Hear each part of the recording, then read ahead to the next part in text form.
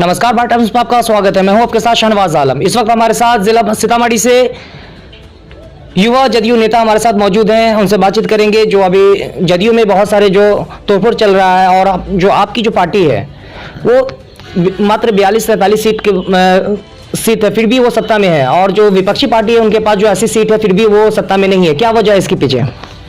देखिए, सबसे पहले तो मैं आपको गणतंत्र दिवस की आपके न्यूज़ BTN न्यूज़ को बधाई देता हूं और शुभकामनाएं देता हूं, और साथ ही साथ हमारे रूनी सैदपुर सहित संपूर्ण सीतामढ़ी जिला वासियों को गणतंत्र दिवस की हार्दिक बधाई और शुभकामनाएं।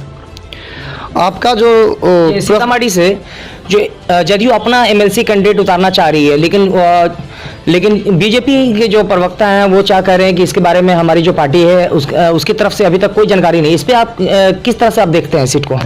देखिए, बीजेपी के कोई प्रवक्ता बयानबाजी अभी नहीं किए हैं, और जहां तक रह गया हमारे जदयू सीट की बात सीतामढ़ी MLC उम्मीदवार में, तो मनोज जी की वाइफ रेखा जी को सीट मिली है और पूर्ण रूप से हम लोग जीत हासिल करेंगे MLC चुनाव। और जहां तक कि बीजेपी के कुछ नेता लोग जो बयानबाजी कर रहे हैं कि अभी तक वो चयनित नहीं हुए NDA से, तो हमारी सरकार तो ऑलरेडी NDA गठबंधन में है, तो जो हमारा उम्मीदवार है वो तो ऑलरेडी NDA का है ना।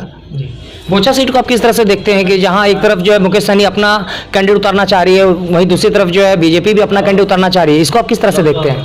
देखिए, बोचा सीट पूर्व से VIP पार्टी की रही है, और वहाँ से मुसाफिर पासवान जी विधायक थे, और जहाँ तक कि वो सीट की बात है तो सीट NDA सरकार अभी उसका चयन नहीं किया कि कौन उम्मीदवार होगा, वो ऊपर तख्ते के लोग अभी तक चयनित नहीं किए, वो करेंगे, फिर देखा जाएगा।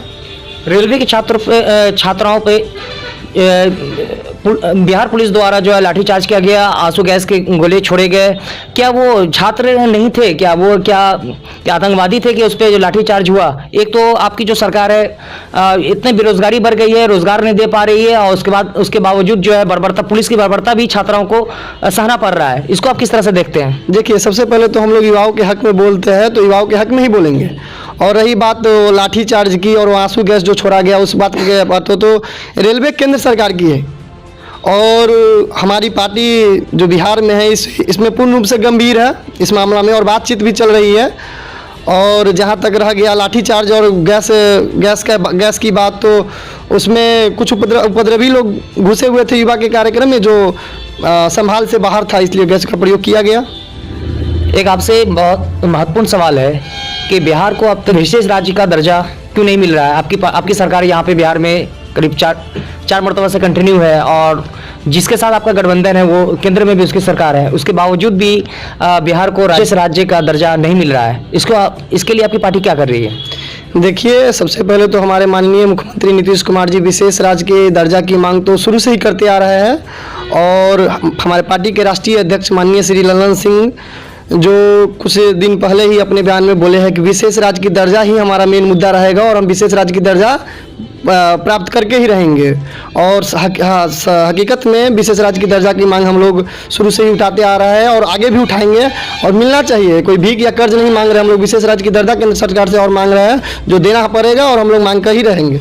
एक आखिरी सवाल आपसे करना चाहूँगा कि बिहार के जितने भी लोग हैं, युवा हैं, चाहे वो क्वालिफाइड हो नॉन क्वालिफाइड हो, उनको जो है इसके लिए किसी जॉब के लिए हो या रोजगार की तलाश में जो है अन्य राज्य जाना पड़ता है। क्या वजह है कि यहाँ की आपकी जो अभी जो आपकी सरकार है ये चौथी टर्म से लगातार सरकार है, क्या आपकी सरकार जो है जो युवा के लिए रोजगार के लिए बिहार में ही कुछ ऐसा कोई व्यवस्था नहीं कर रही है, इस पर नहीं सोच रही है? देखिए, हमारे माननीय मुख्यमंत्री जी व विकास पुरुष श्री नीतीश कुमार जी का कहना है कि बिहार में ही रोजगार सबको देना चाहिए, और रोजगार पर वो बड़ी गंभीर मुद्दे से काम कर रहे हैं। कोरोना काल में भी उन्होंने रोजगार दिया है, और अभी रोजगार का ही बात बिहार में चल रहा है। क्या लगता है आपको, जो आपकी जो गठबंधन की सरकार है उसमें सब कुछ सही चल रहा है, या इतना जो बहुत सारे जो बयान आते रहते हैं, उससे क्या लगता है कि आप जो नीतीश बाबू हैं वो राजद में मिलेंगे, या फिर क्या आपको लगता है? नहीं, अभी तक इस पर कोई प्रतिक्रिया नहीं मैं देना चाहूँगा। और जहाँ तक रह गया गठबंधन की बात, तो NDA से हमारा गठबंधन है, और NDA का सरकार अभी चल रहा है बिहार में। और रही हमारी पार्टी में जो NDA में जिस पार्टी से गठबंधन है उसमें कुछ लोग अपना बयान देते रहते हैं, बट हमारी सरकार पूर्ण रूप से NDA से चल रही है और चलेगी। जो हमारे माननीय मुख्यमंत्री श्री नीतीश कुमार जो है चौथे टर्म से मुख्यमंत्री हैं, और लगातार 4 मरतबा से वो मुख्यमंत्री हैं, और कम सीट होने के बावजूद भी वो सत्ता में है। और वो विपक्षी है, उनके पास जो है 80 सीट है, उसके बावजूद वो सत्ता में नहीं है। तो कहीं एक तरफ जो विपक्षी का कहना है कि जो मुख्यमंत्री हैं वो कुर्सी बाबू, उनको लोग जो कुर्सी बाबू कहते हैं, तो क्या इसको आप कितना सच मानते हैं? विपक्षी तो बोलबोला है, कुछ भी बोल सकता है। हम लोग यहाँ पूर्ण रूप से गठबंधन में हैं और पूर्ण बहुमत से है।